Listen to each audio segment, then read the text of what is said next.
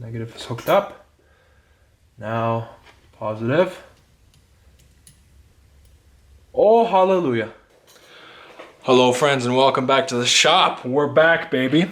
Today, we're trying something a little experimental. I got some plumbing goods and a little bit of Lego here, and we are going to be making an HHO generator. So, what we're going to be doing is through electrolysis, we're going to split water into 2 parts hydrogen, 1 part oxygen. And that mixture we're going to be able to run through this hose, through a torch that we're going to build, and we're going to be able to melt stuff. Hopefully I'll be able to melt glass. I tried building one of these when I was a little kid, naturally.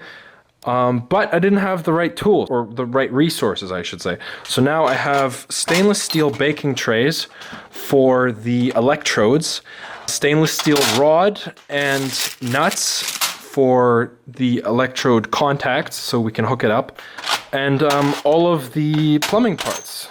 So this right here is how the nozzle is going to fit together, like so. So we got to solder that, and then I have MIG tips, which we're going to use as the nozzle for the torch itself. Vinyl tubing to connect our water tank. We also need to get another bottle or jar for a bubbler so we can make sure that if something happens, only the gas in the hose and the bubbler explodes rather than the hose, bubbler, and generator. I'll be using this to build a flashback arrestor as well. This is probably going to end up being a couple parts long. I'm going to walk through it, explain the steps as I go along. Yeah, it'll be fun. We'll have a good time. So let's get right into it. Let me explain how we are actually going to be doing this. So here is our jar with the plus and minus here. And each of these lines is going to be a little sheet like this. And so what we're going to have is our cathodes and anodes alternating. So we got plus, minus, plus, minus, plus, minus, which means that the current will jump from one plate to the next. And as it jumps, it splits the water molecules. And so what we need to do is we need to cut out a bunch of these sheets out of these 2 trays to essentially fill up this jar as full as possible with these plates so we can have current jumping across them and have as much surface area as possible to generate as much gas as possible. So that is the plan. I need to figure out how big to cut these. I'll get cracking on that, I'll figure that out, and then I will talk to you guys once I'm ready to proceed.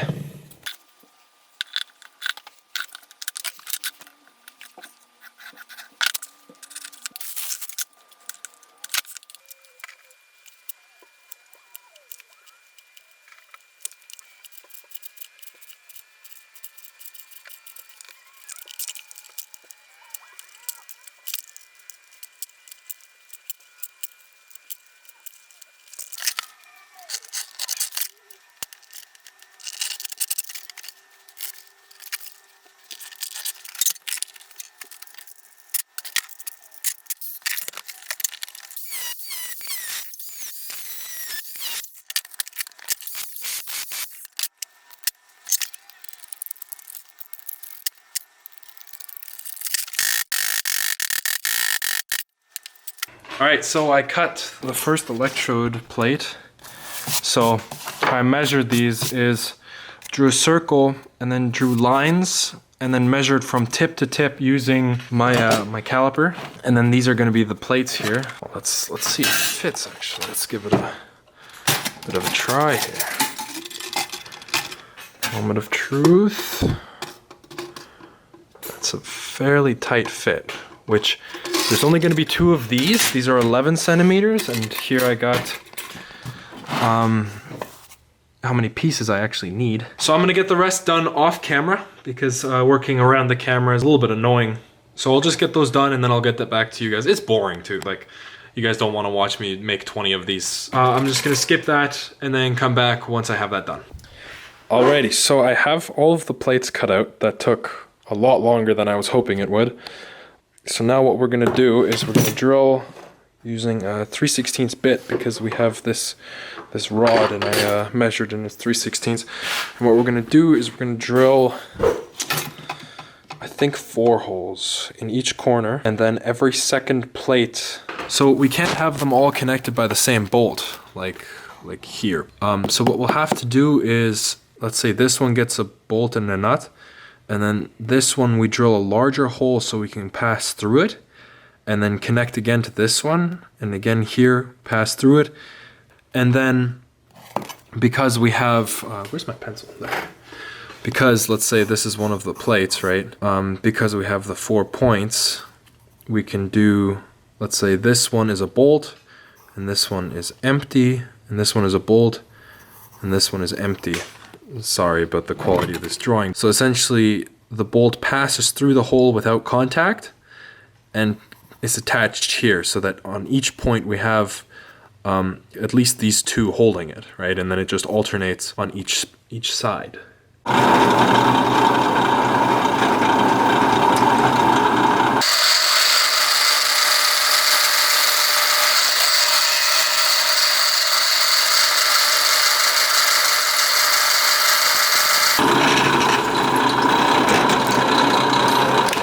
Nice. The holes are all lined up. The plates are a little uneven, but that is okay because they'll be in the jar anyways. So what I'm going to do now is I'm going to take it apart and then pull out every second one, make a stack, and then drill it, and then drill the other stack so that we have alternating holes. So I've got all the holes drilled here. So these just go back together like this, and then we have our electrodes basically done. I had to call it a day yesterday because it was already 11. I don't know how, like 3 hours flew by in what felt like 10 minutes, but called it a day yesterday, and here's where I left off. So I have most of the layers done. So the way I have it is I used the pen, putting them in here, and then using the hacksaw to cut them. I have a stopper here so they're all consistent. I have all my little goodies in here. See, these are the little spacers I'm using. So I'm using the spacers, and then I'm cutting the vinyl hose to insulate the nuts here, as you can see. And then I have that repeating all the way down, so you can see every second one is insulated, and that way we can have the current jumping from alternating plates. It fits together just like so.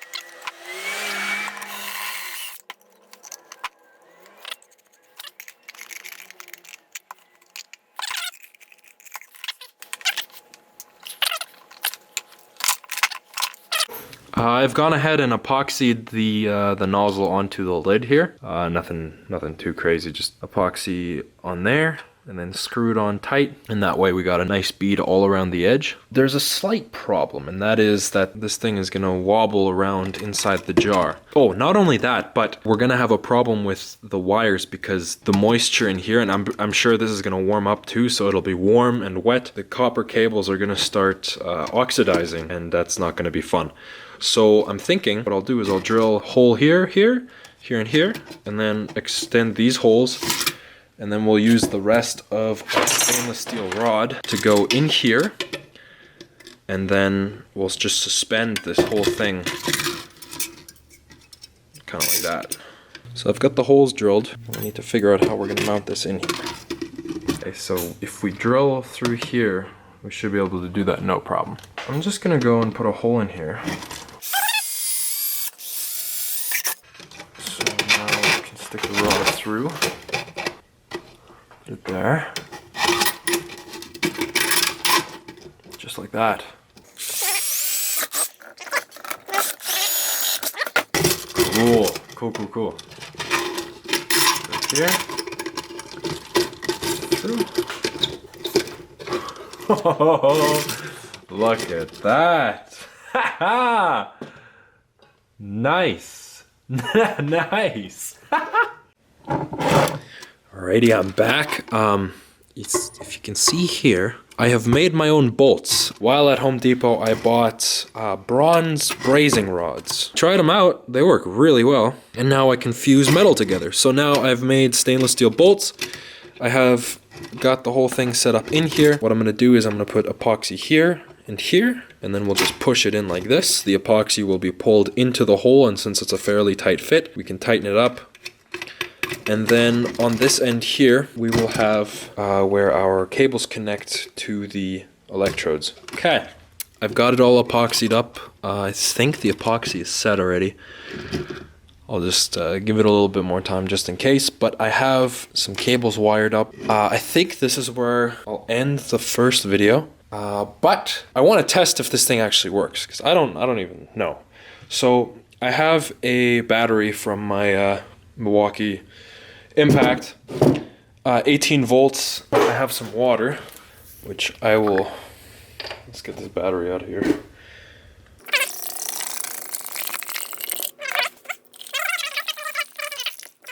Okay, slap the lid on, and what should happen is that we just see some bubbles. Let's hope it doesn't explode. One power, negative is hooked up. Now positive. Oh, hallelujah. Wow. It's working. So this is 18 volts. The power supply I have inside is gonna give us, I think we can squeeze 32 out of it.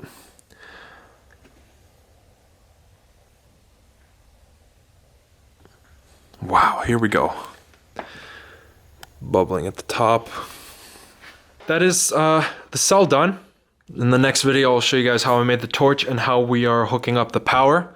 Ooh, but the bubbler. I'll show the bubbler in the next video because the bubbler is essentially just part of the hose. And we'll see how much gas we can actually make with this. I can't wait to try this out. I think to test it, what we'll do is I have some broken bottles in there. We'll try melting some glass, which this thing should be capable of doing. I will show you guys how to braze. Like I did here, we'll see if we can fuse some pieces of metal together.